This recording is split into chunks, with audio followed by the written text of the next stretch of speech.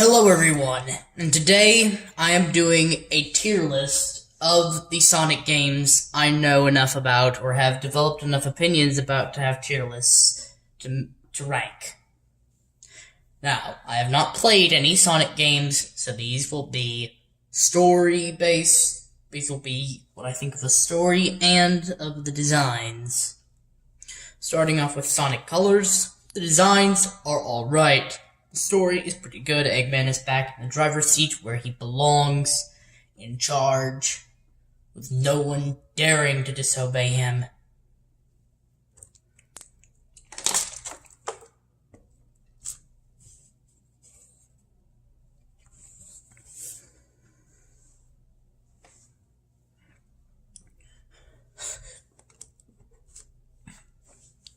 And obviously, this is a vast improvement from his previous outings, as we shall see. So Sonic Colors can get quite a safe 6 to 8 out of 10. 6 out of 10, most likely. Sonic Generations, like before, Eggman is in the driver's seat where he belongs, in power, in control. Hold on. And he is obviously in a dominant position in this game. We get cool new versions of certain levels. A fully done version of Chaos from Sonic Adventure 1, and, it's all good. Quite good. Another 6 out of 10, and dare I say it, above Sonic Colors. Now we get into the first games where I have real problems of any sort. Sonic 4. Now, Sonic 4, it was made many years too late. Coming out in the 2010s when Sonic 3 had come out in 1994, the gap was ridiculous. But aside from that, I've heard it's boring. The story doesn't seem to be that grand. So, yeah. Overall, very mediocre. And a displeasing 4 out of 10. Similar to this is Sonic Lost World, which is just, oh boy. No, Lost World story is a mixed bag. Eggman is handled excellently, but dear Lord.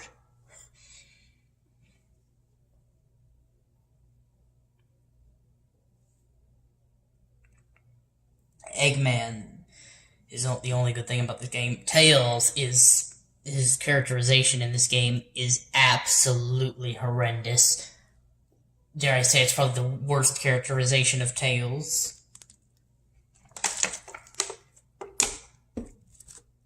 Yes, even worse than Titan Tails made by the infamous Ken Penders. It's not a good characterization. It's not as bad as Fleetway Sonic, but it's still pretty bad. And well, Lost World generally, the Deadly Six, extremely mediocre. Very much a mixed bag. Sonic is a bit dumb. It's all just, other than Eggman and parts of the Deadly Six, it's just, 4 out of 10. Although it is superior to Sonic 4. Now we get to Sonic Forces. And Sonic Forces is a really tricky one for me. It is about here where I will go for the first time quite a bit in depth. Sonic Forces is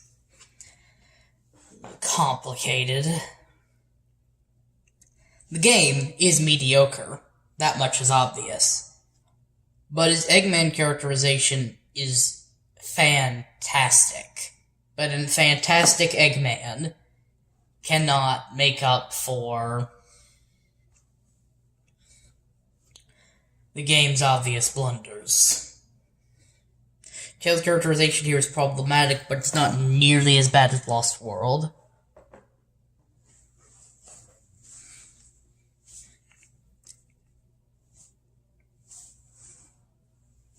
So, it is bad, but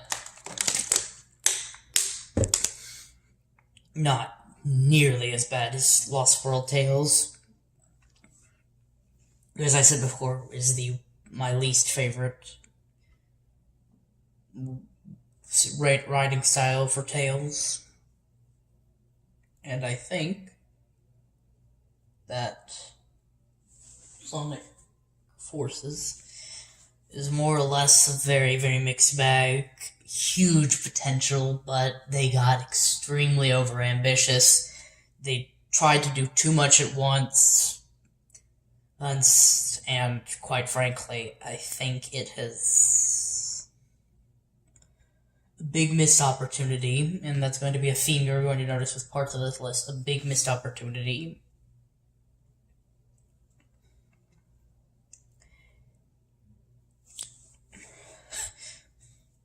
The game has genuinely cool and interesting ideas, but it is just absolutely. The execution isn't horrendous, but it's certainly botched. Eggman is the supreme standout of this game, the MVP, if you will, and it shows. The characters are awful, but dang, so a good chunk of them are just not painfully, but quite mediocre. And it is with that I put Sonic Forces at a 4 out of 10. Its fantastic Eggman characterization saves it from being any lower, however. Now we get into the spin-off games. These next 3 games, Sonic the Black Knight, Sonic and the Secret Rings, and Sonic Unleashed, all are in the aftermath of Sonic 06. So they should be viewed partially in that context, and we'll get to 06 after we clear these games. Now, none of these games are bad. Sonic and the Black Knight has its problems, as does Sonic and the Secret Rings. But for Black Knight, these are both fairly not big games. It did unfortunately spread fuel to the fire that is the theory that Silver is the offspring of Shadow and Amy. Shadow and Rouge makes somewhat more sense, but Rouge is still obviously has the most feeling for Knuckles, so it's not too much better. Still, these are better than the mediocre ones. So for Sonic and the Black Knight, despite it pouring fuel on a fire, it has some coolish things. And I will put it right here. Sonic and the Secret Rings. Izardizhe is quite a good antagonist. The game is otherwise quite a bit of a mixed bag. Thankfully, Eggman was not upstage in this game. He could just sort of, Izardizhe, I can't say his name correctly, is able to shine in his own right without having to demean Eggman to do so, and, well, it shows. He's a pretty good villain. Pretty good indeed. Pretty good. So, once again, I'm giving it a 6 out of 10. Superior to Black Knight, though. Is it superior to Sonic Colors? No, that game is pretty good. Okay, Sonic Unleashed. This one is complicated.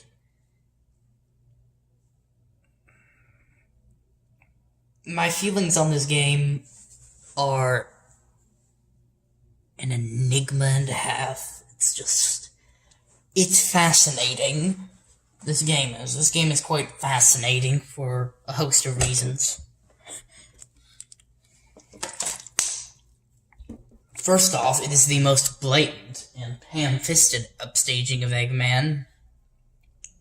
The Egg Dragoon boss fight is really, really good from what I've seen. The design of the Egg Dragoon is immaculate. Dark Guy's design? I like Dark Guy's design, but dear lord, upstaging Eggman just...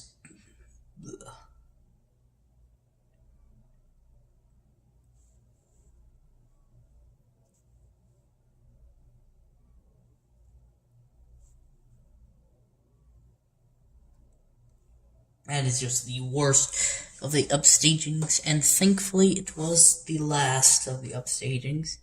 So I am quite safely going to give Sonic Unleashed a 6 to 8, but it is probably going at the bottom. But there is more to this rating though. There's also a litany of QuickTime events, which I like. QuickTime events are pretty alright. To watch, not to play. Playing through QuickTime events would probably be suffering incarnate for me, because, dear lord, it seems, from what I know, it seems like it'd be exhausting. In any case, Sonic Unleashed is a strange game. The Werehog is weird, the gameplay is weird, Sonic suffers a lot, which is fine on certain occasions, but it feels a bit mean-spirited towards Sonic. In any case, Dark Gaia has a cool-looking design in my personal opinion, but it just falls flat in every other regard. No good character. I'm not asking for sympathetic motivations. I'm asking for that they be memorable, and Dark Gaia is only really memorable for being the biggest bad in the Sonic universe. With their only competitor being our next big baddie of the next game. With that out of the way, Sonic Unleashed goes at the bottom of 6 to 8 out of 10. And that is only because of certain design aesthetics and such things. Here we go. One of the big bad ones. Sonic 06. This game. Yes, the gameplay is problematic. Extremely so. But that's not what I'm here to talk about. Disregard the gameplay. Let's pretend all the glitches are fixed. The story is an abomination. In my personal opinion, the story has to be burned to the ground before this game can even begin to hope that the story, because the gameplay can be as good as it likes, but as long as the thing at its core is just a rotten abomination, it's not going to matter. It is just, the thing at the core of this is just an abomination of epic proportions. Let's talk about certain designs. The designs for Mephiles, well, his Shadow Copy design is a bit lazy, but his Crystal design is pretty good. Iblis's form design's alright, but it should have been his first form or his second form. And his first form, I like the 4 arms aesthetic. I like that he has 4 arms. It looks cool, but him being as big as he was a missed opportunity. His final design, but yeah, he does look a bit weird in that one as well. So, yes.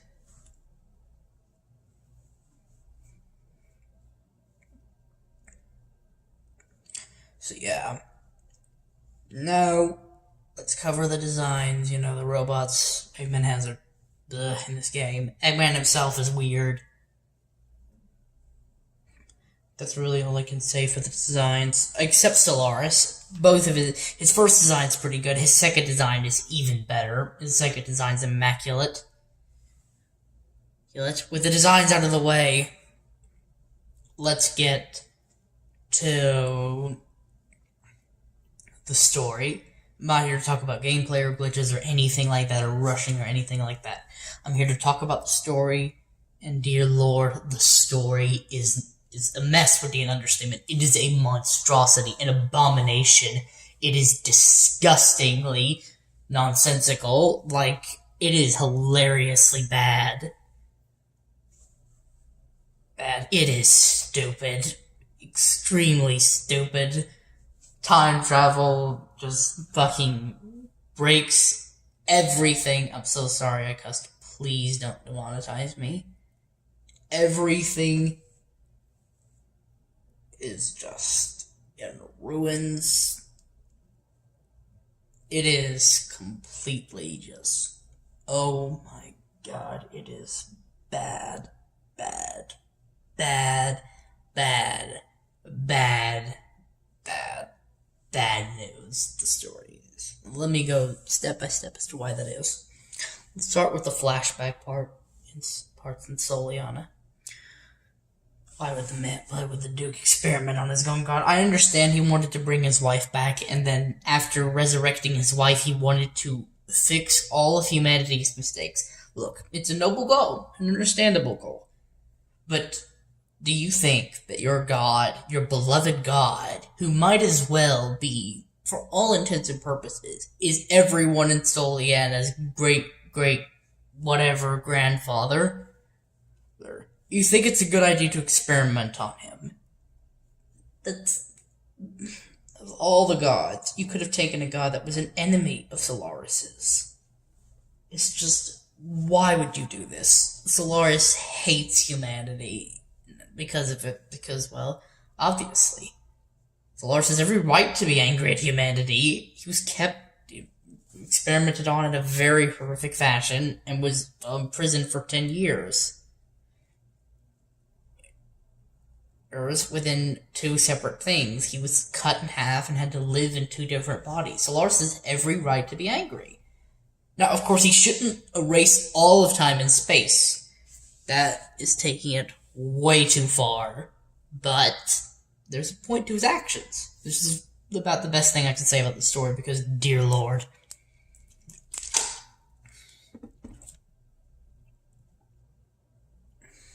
Why couldn't,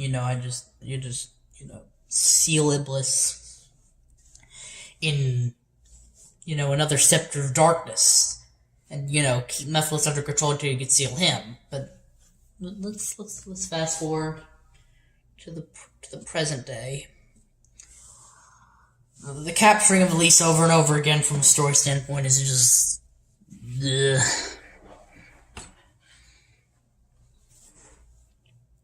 Now, I understand. Let's talk about Mephiles as a villain. We'll talk about Mephiles. We'll talk about Iblis, Mephiles, and Solaris in that order. Let's start with Iblis. Iblis has certain cool design aspects and has basic brain cells, just like how Mephiles has basic superpowers, but it's not very much. He's only as smart as Mephiles is strong, and Mephiles is as smart as he is strong, essentially. Solaris has been cut in half, but the vast majority of his soul is with a small portion of his power within Mephiles, a crystalline replica of Shadow the Hedgehog, whereas the vast majority of his power and only a small fraction of his soul is within Iblis, a fiery demon, a fiery demonic lava being.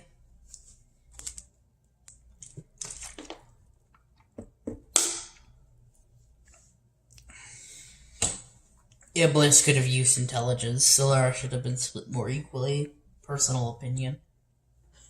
It's clear that both of them are, even combined with the powers we see them, are nothing compared to Solaris. Solaris is just something else entirely. Clearly, a good amount of Solaris' power remains in a flux of sorts. We've talked about Iblis. Let's talk about Mephiles. Now, Mephiles is what we call a strange villain. It's clear that he's not all the way mentally stable. He's clearly insane. He's clearly really, really insane. He has a massive complexity addiction.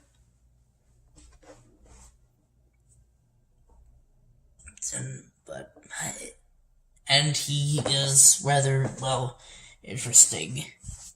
In any case,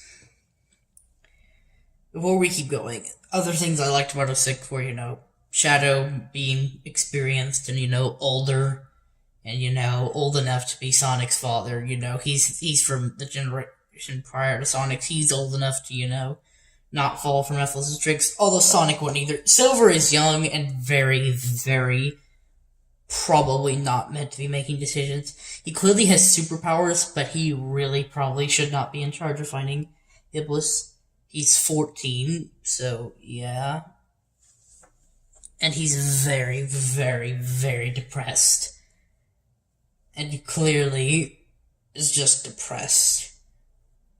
It's implied Blaze babysits him, and well, that, that makes sense.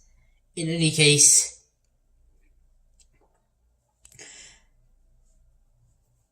Silver had to learn the hard way that you don't trust strangers. You don't, just because they're over the age of 18 does not make their words legitimate. There are bad adults, Silver. I'm sorry to tell you this. In any case, I think my biggest complaint with Mephiles, other than his plan being rather convoluted, and convoluted plans can be fun sometimes, but rather just weird.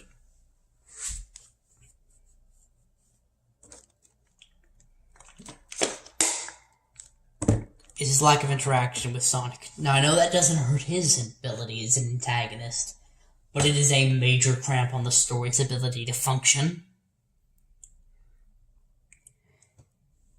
Sonic sees Mephiles a grand total of once during his story, and after that, he gets to see him one more time when he gets killed by him, and then he sees Solaris, which is Mephiles and Iblis combined. So, that's the limit of their interactions, and this is a major impediment in the story, because Mephiles is the true big baddie. Iblis is problematic, but he's the bigger threat than Eggman. Eggman is the first threat. And, well, you see, Sonic 06 has a weird dynamics.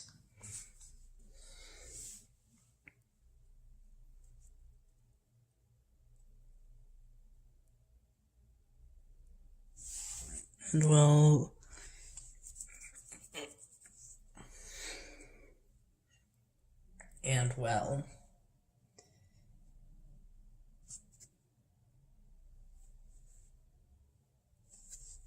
now let's quickly skip over to the kiss scene. More or less my main issue with that. I mean, yes, it is problematic, for several different reasons, but at the same time,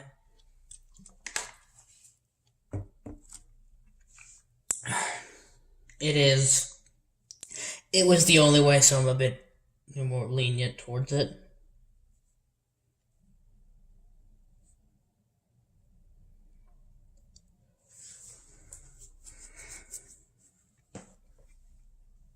A bit more.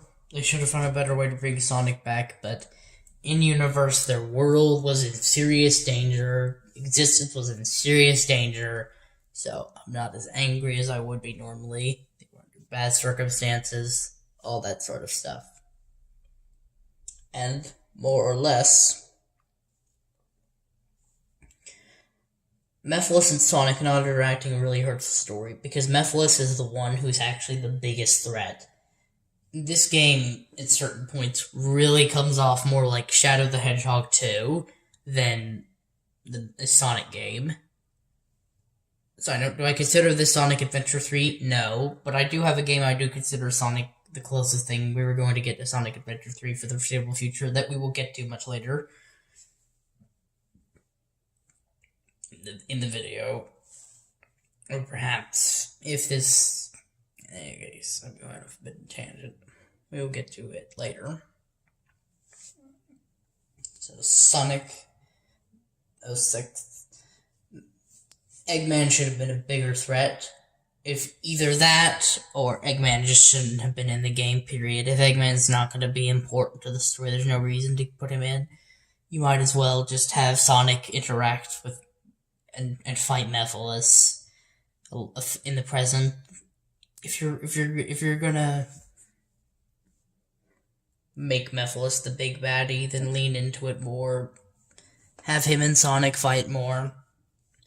His plan needs some spiffing up as well, and he probably should not be attempting to manipulate Shadow as much as he does, because, well, Shadow has had a good couple of games of development by this point, and he's one of the adults, along with Rouge, I guess.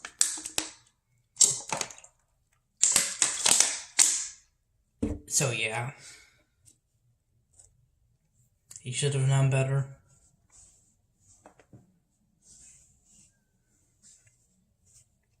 Well,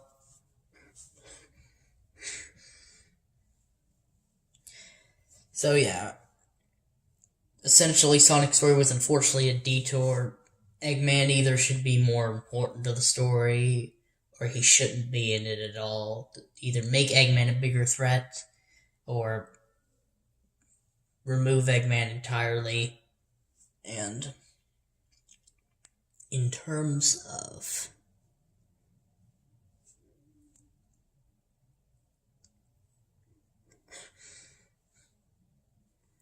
Iblis, give him more brain cells. Mephiles, he's the least problematic one, but he still has his fair share of problems.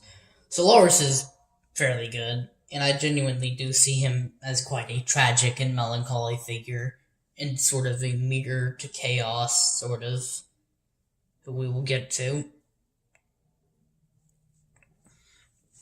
And as the result, Sonic 06 is just 3.5 out of 10. Now we get to the personal low point of the Sonic games. That is Shadow the Hedgehog. This game is just stupid, even more so than 06. It has none of the glitches, but even more story problems. Shadow's backstory was somewhat convoluted, but I personally could follow it alright. But the Black Arms turned a stuttering backstory into a mess, just an outright mess. Not even spectacular enough to be an abomination, just a plain old mess. And it shows. It really shows.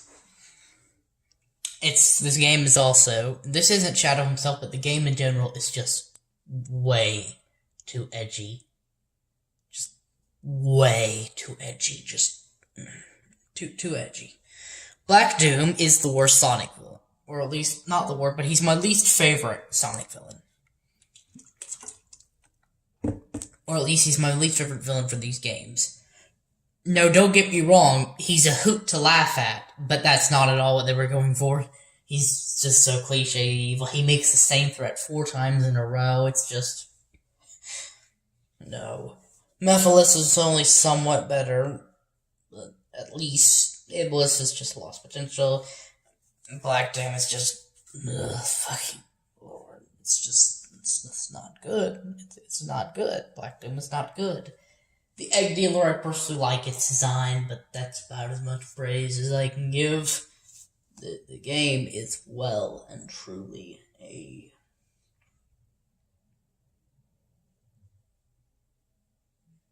Just...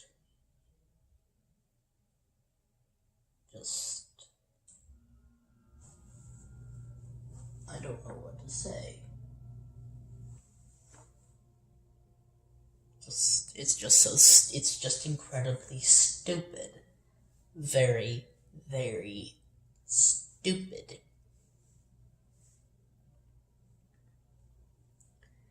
It's just... the story is just...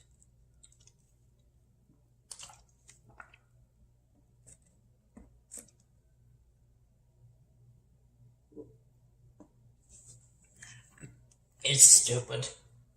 Shadow being the only one to kill Black Doom makes sense, at least, because he is, Black Arm. It's not because Shadow is especially powerful. It's because he's a Black Arm. He needs his super form to be able to do it, but it's implied that no one else can kill Black Doom unless they're like a really powerful god. Solaris could definitely kill Black Doom. All the gods in the Sonic world could probably do him. Chaos could certainly try, and he would presumably succeed, but Black Doom would certainly put up one heck of a fight. So, yeah. Dark Guy could obviously. Light Guy could obviously. Black Doom, but primarily it is Black Arms. You must be Black Arm in order to kill Black Doom. And well, yeah. So yeah. What I have heard of the gameplay is that some of it can be ridiculously punishingly miserable. Of course, you've got to play the game 10 times and then do an 11th final story. This is very, very, very excruciating, if you could not tell. And I completely understand. I haven't played it myself, but I don't plan to, but still I understand. And the story is a mess, and all messes. It's just... oh boy. Oh boy. Every issue I've had with Sonic Unleashed or Sonic 06 is amplified here to a ridiculous degree. Whereas Sonic 06 and Sonic Forces bear some resemblances, this thing doesn't bear a resemblance. It's uniquely stupid. It's just another 3.5 out of 10, but an extra stupid one. Just, dear Lord. It is stupid, in my personal opinion. Shadow himself is not edgy, and if he is, I'm not gonna be mean to Shadow, but...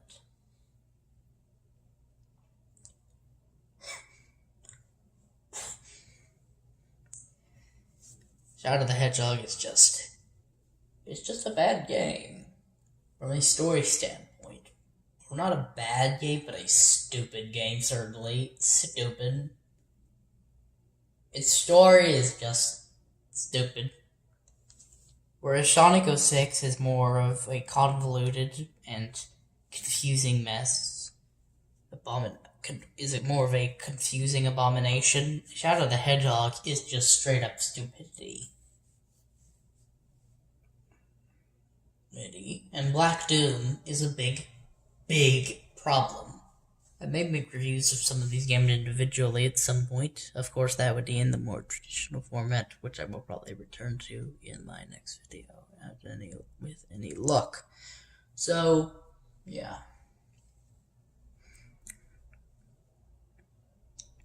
Sonic. And now we can get back to... I mean, the mech the commander uses, Davalon, or whatever, Dableon, I can't say it. It looks pretty cool, but other than certain designs for various heroes and villains, Egg Dealer, Dableon, to some extent Devil Doom, the game is just my personal least favorite Sonic game. It's hilariously bad, 3.5 out of 10, obviously. Next up is Sonic Mania, and this one is just... this game is beautiful. It just looks beautiful, for one.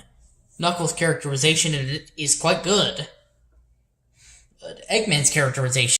but Eggman's henchmen, who almost overthrow him, but don't quite overthrow him, are also characterized quite well. The gameplay's smooth, it's slick, I haven't even played it, but it looks slick as heck. It is just... it is good. It's good. And dare I say it, it is going at the top of 6. It is 8 out of 10. Quite safely so. Let's talk about the original Sonic. The original Sonic is a bit of a mixed bag. But if one were to ask me what I would rate it, in hindsight, despite all of its issues, due to its nature as being the very first game, I would rate it 6 out of 10. It's the original, and while it has been outclassed by other games, obviously, it is...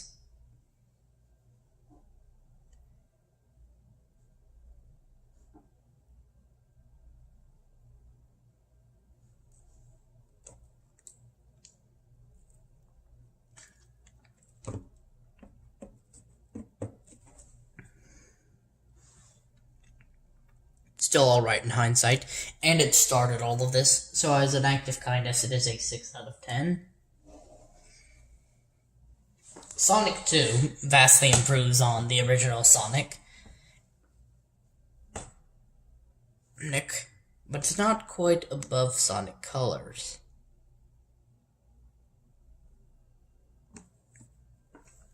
It's close, though. It's close.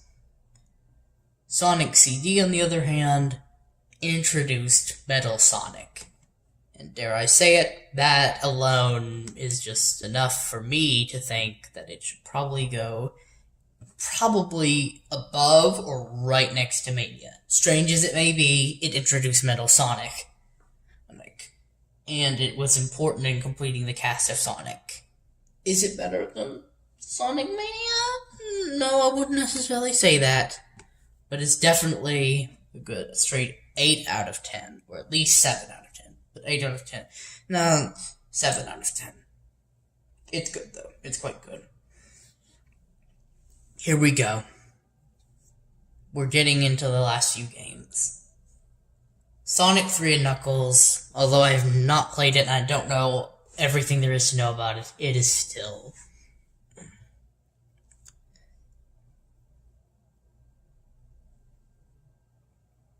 I cannot... It is good. It is very, very good. A vast improvement over all of its predecessors. And in my opinion, it remains the best 2D Sonic game. It is immaculate. So immaculate.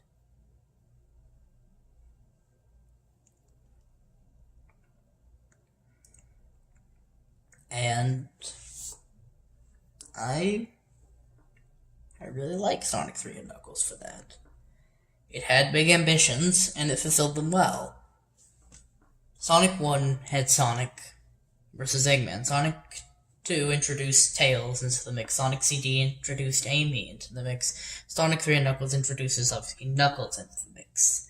And with that completion, it made the franchise what it is today. And I can say with extreme confidence that without Sonic 3 and Knuckles, Sonic would not have become the gargantuan thing it is today.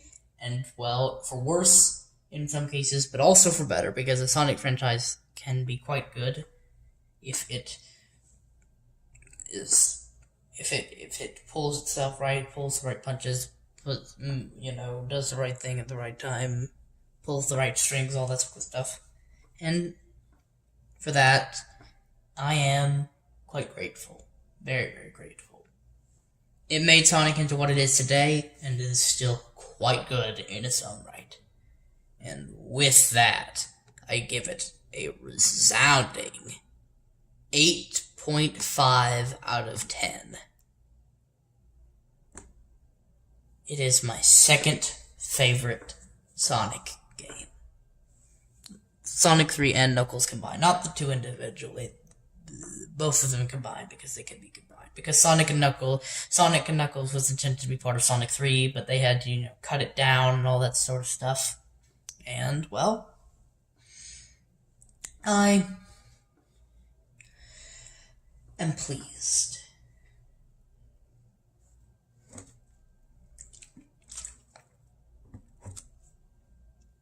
Sonic 3 and Knuckles. And, well, even if it doesn't have a weird title, Knuckles, because the game was very big for 1994, and that's why it had to be split into Sonic 3 and Sonic and Knuckles, respectively. But when you merge the two together, you get Sonic 3 and Knuckles. You get the true Sonic 3. Sonic the Hedgehog 3. The true Sonic the Hedgehog 3 the team wanted. Sonic the Hedgehog 3 and Sonic the Hedgehog 3 and Sonic the Hedgehog 3 and Sonic and Knuckles fit in together like a perfectly constructed train. Just a perfectly constructed train. It is beautiful. When combining Sonic and Knuckles with Sonic the Hedgehog 3, you get Sonic the Hedgehog 3 and Knuckles. But this is the true, definitive Sonic the Hedgehog 3. But for title's sake, Sonic the Hedgehog 3 and Knuckles. And it is glorious from what I've heard about it and what I've seen of stills. I have never played any of these games, but for what I know, it seems quite glorious. Sonic Heroes. Sonic Heroes is very, very complicated. it is the closest thing, in my opinion, that we're going to have to Sonic Adventure 3 for at least a few more years. Will they outright make Sonic Adventure 3? I mean, I hope not. It would, in my personal opinion, it would suffer from the same pitfalls as Sonic 4. But about as much time passed between Sonic Adventure 2 and Sonic Heroes than passed between Sonic Adventure 1 and Sonic Adventure 2. So it's about as close to Sonic Adventure 3 as we get. I don't care what they say about Sonic 06 being Sonic Adventure 3. The tones are different. It's so different. Sonic Heroes, however, fits the mold more so.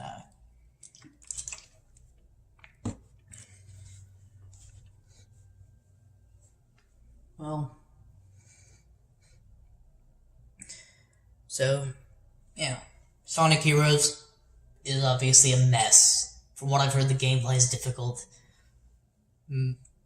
I like Metal Sonic's designs. Neo Metal Sonic and Metal Overlord are both cool designs in my personal opinion. Metal Sonic overthrowing Eggman, however, is just...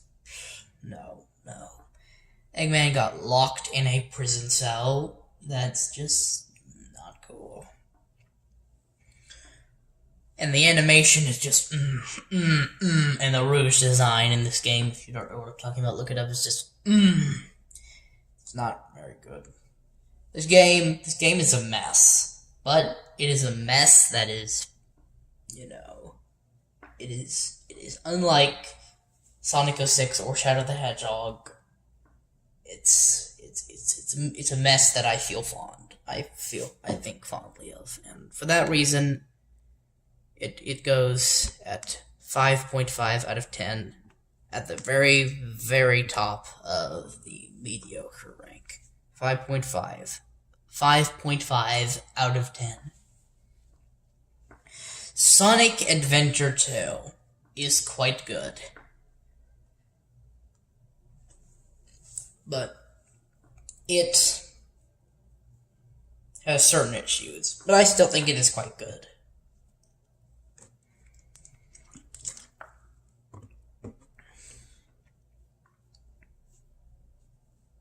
Gerald was written alright. The Bylist was cool enough.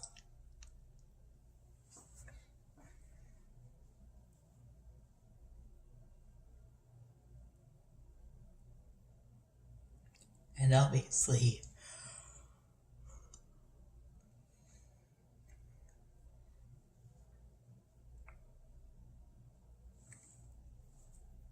it is quite obvious that Sonic Adventure 2, however, has an issue in my mind, and that is its handling of Eggman. Now,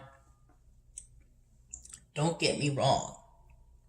It's not nearly as bad as Sonic Heroes, Sonic 06, or Shadow the Hedgehog, but it's still problematic.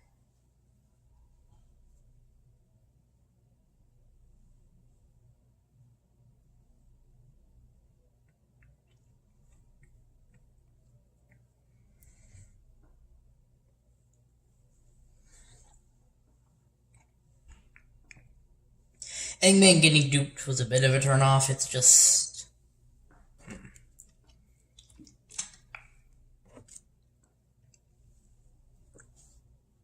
is really hard to fully just fathom properly. It's quite a good game. It is still quite a good game.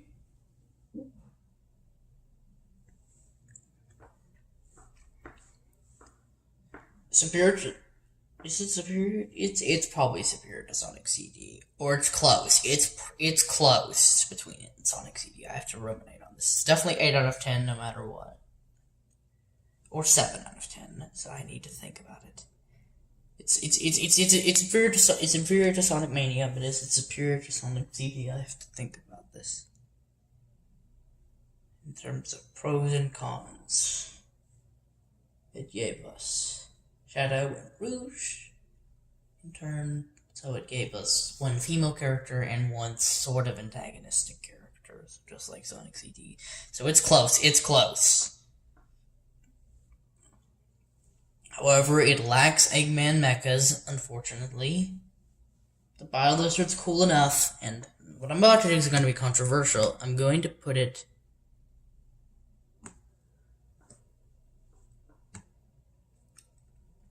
below Sonic CD, but above Sonic Generations. It's still 7 out of 10, though, not 6.5. It's 7 out of 10. And now we get to my personal favorite Sonic game. Sonic Adventure 1. First things first. Eggman going down. He did at least fight. Now this Eggman portrayal is good. It's not as good as his Sonic Mania one, and it's definitely not as good as his Sonic 3 and Knuckles portrayal. There are a lot of Eggman portrayals that top this one. It's in terms of their finales. So if we were just ranking it in terms of Eggman, it'd be below Sonic Mania, but we're not.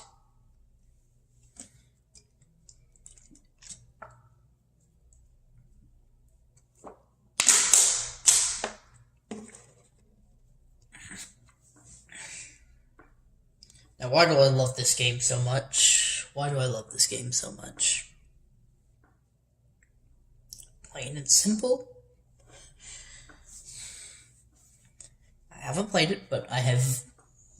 This is a personal thing. This is all my opinion. That none of this is objective. I personally don't believe in objectivity, at least in regards to thoughts and feelings on pieces of fiction.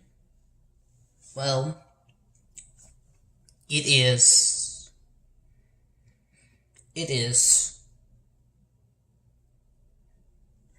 Well, first of all, it has 6 stories, but they're unique. And, well, I have fond memories of watching a playthrough of it years ago. It's a part of it years ago. It's just generally quite good. Quite a good game. But what makes it a great game?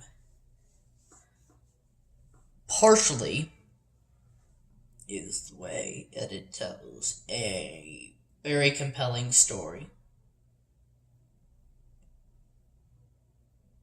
Of course, we've got Chaos as a sort of main villain, but he's very sympathetic. We deeply understand why he is the way he is, so to speak.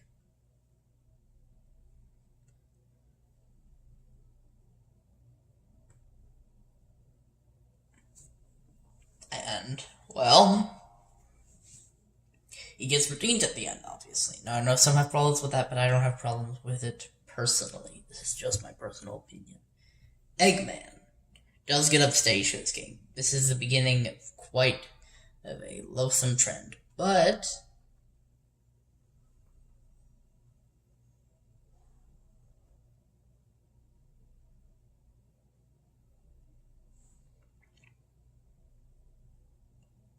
it's a good game. That's all I gotta say. A good game. Quite the good game.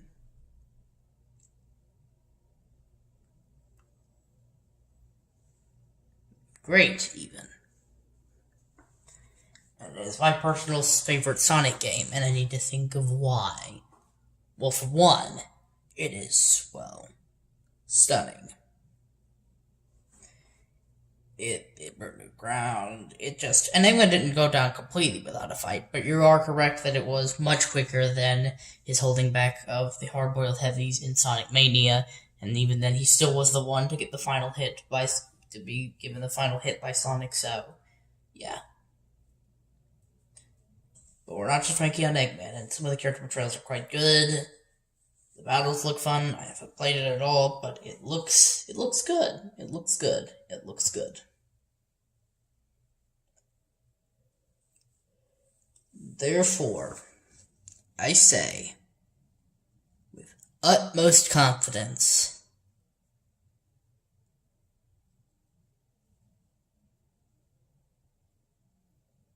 that, well, it's hard for me to describe why it's my favorite, but it just sort of is. It is a very good game, and, well, feel more or less that it is. The story it tells is very nice. I love it. And has epic battles. Is just generally all around a good game. What does it have over Sonic 3 and Knuckles, though? Though it started quite the loathsome trend of Eggman getting upstage, it is also beloved. Very, very beloved. And for good reason. It really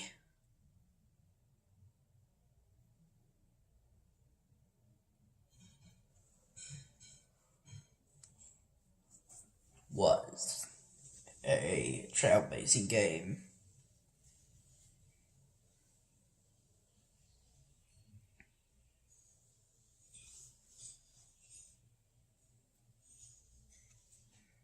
And it, ultimately, in my eyes, although it created the loathsome trend of Eggman being upstage, which was thankfully disposed of in 2010 with the release of Sonic Colors, it is still... It started many other good things as well. And in my opinion, it still holds up today. Animation issues and all. I personally really like the way the story is told, and more or less, I think that I can safely say it is my favorite Sonic game for a host of reasons which I can't fully go into in this video. But I've gone into as many of them as I feel like I can, energy-wise, physical energy, not mental energy, and, yeah, and, well,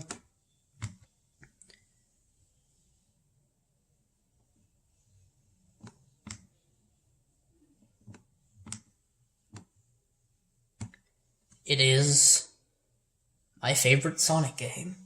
8.5 out of 10.